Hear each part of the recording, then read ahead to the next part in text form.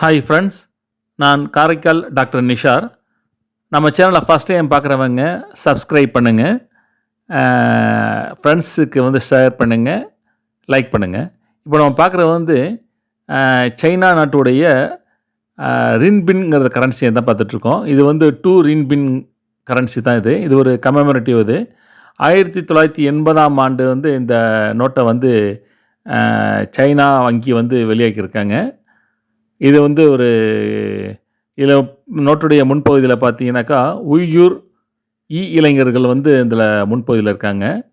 Uyghur மற்றும் Zhuang ஆகிய 4 எழுத்துக்களில் வந்து இந்த வங்கியின் பெயர் வந்து பதிவு செய்யப்பட்டிருக்குது.